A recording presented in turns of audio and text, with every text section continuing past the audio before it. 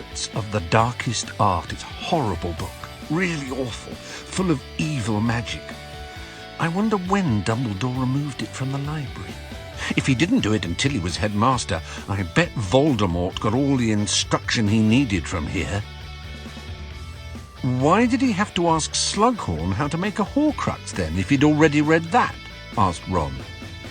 He only approached Slughorn to find out what would happen if you split your soul into 7, said Harry. Dumbledore was sure Riddle already knew how to make a Horcrux by the time he asked Slughorn about them. I think you're right, Hermione. That could easily have been where he got the information. And the more I've read about them, said Hermione, the more horrible they seem, and the less I can believe that he actually made 6. It warns in this book how unstable you make the rest of your soul by ripping it, and that's just by making one Horcrux. Harry remembered what Dumbledore had said about Voldemort moving beyond usual evil. Isn't there any way of putting yourself back together? Ron asked. Yes, said Hermione with a hollow smile, but it would be excruciatingly painful. Why? How do you do it? Asked Harry. Remorse, said Hermione. You've got to really feel what you've done. There's a footnote. Apparently the pain of it can destroy you. I can't see Voldemort attempting it somehow, can you? No, said Ron, before Harry could answer. Themselves up, and suddenly he felt a great wave of remorse for the inconvenience and the pain he was giving her. Chapter 7. The Will of Albus Dumbledore. He was walking along a mountain road in the cool blue light of dawn.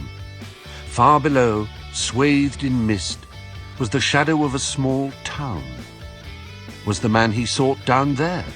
The man he needed so badly he could think of little else. The man who held the answer to his problem. Oi, wake up! Harry opened his eyes. He was lying again on the camp bed in Ron's dingy attic room. The sun had not yet risen and the room was still shadowy. Pigwidgeon was asleep with his head under his tiny wing. The scar on Harry's forehead was prickling. You were muttering in your sleep. Was I? Yeah, Grigorovich. You kept saying Grigorovich. Without Harry's glasses on, Ron's face appeared slightly blurred. Who's Grigorovich? I need to know, do I? You were the one saying it. Harry rubbed his forehead, thinking. He had a vague idea he had heard the name before, but he could not think where. I think Voldemort's looking for protection. Since Dumbledore died, we're secret keepers. So I've given him the secret, haven't I? There was no pretending. Harry was sure she was right. It was a serious blow. If Yaxley could now get inside the house, there was no way that they could return. Even now he could be bringing other Death Eaters in there by apparition. Gloomy and oppressive though the house was, it had been their one safe refuge.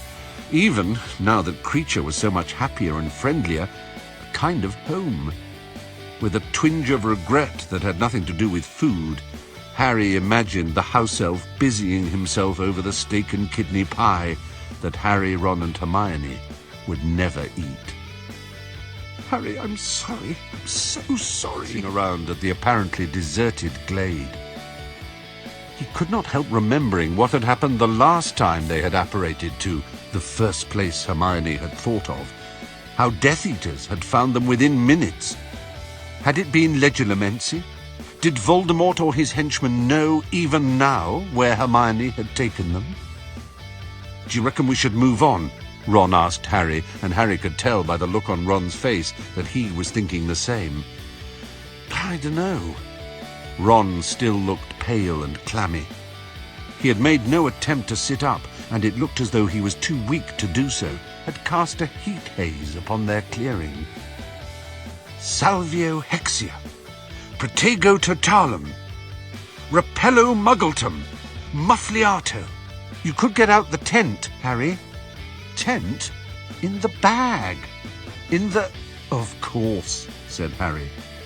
He did not bother to grope inside it this time, but used another summoning charm. The tent emerged in a lumpy mass of canvas, rope and poles. Harry recognized it, partly because of the smell of cats, as the same tent in which they had slept on the night of the Quidditch World Cup. "I thought this belonged to that bloke Perkins at the Ministry," he asked, starting to disentangle the tent pegs. "Apparently he didn't want it back, his lumbago's so bad," said Hermione, now performing complicated figure-of-8 movements with her wand, "so Ron's dad said I could borrow it. Erecto!" she added, pointing her wand at the misshapen canvas, which in one fluid motion rose into the air and settled, fully constructed, onto the ground before Harry, out of whose startled hands a tent peg soared, to land with a final thud at the end of a guy rope. "Cave inimicum," Hermione finished with a skyward flourish. "That's as much as I can do. At the very least, we should know they're coming. I can't guarantee it will keep out Volt—" "Don't say the name," Ron cut across her, his voice harsh. Harry and Hermione looked at each other. "I'm sorry," Ron said, moaning a little as he raised himself to look at them. "But it feels like a